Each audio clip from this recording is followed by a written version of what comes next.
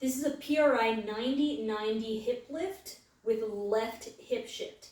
Now to set up for this, you're going to need a wall and an object that we can place between our knees.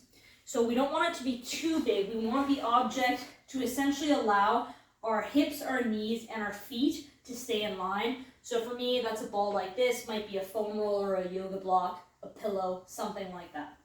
So we're going to set up in a 90-90 position.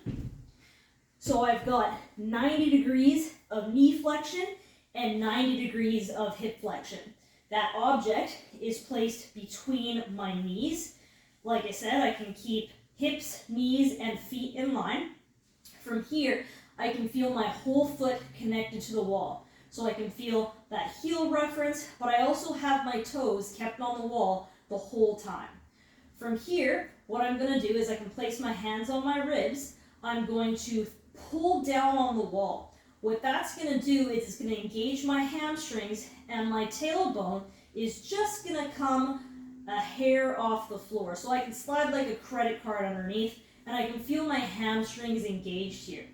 From here, in this position, I'm going to hip shift by driving my right knee up and my left knee stays down. Now my hips will move slightly, but it's not excessive that I'm really cranking over. It's just a little subtle movement here.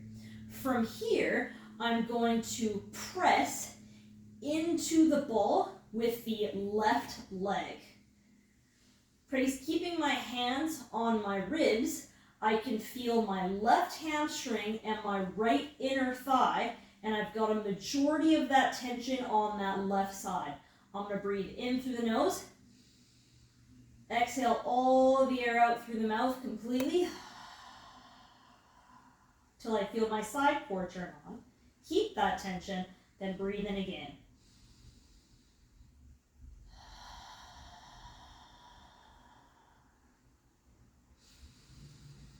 The whole time, I can feel that tension on that left side. It's about a 4 to 10 intensity, maybe a 6 at most on that left hamstring.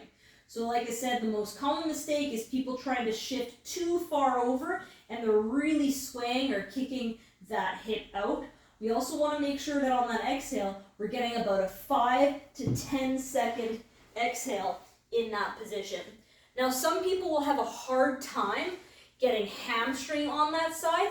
If that's the case, we want to set up with a bench, something that we can give us some reference to kind of press that shin into. So now in this position, I'm still set up at that 90-90 position, but I can feel that reference of my shin down into this pattern. So you might have to figure out a setup that works for you.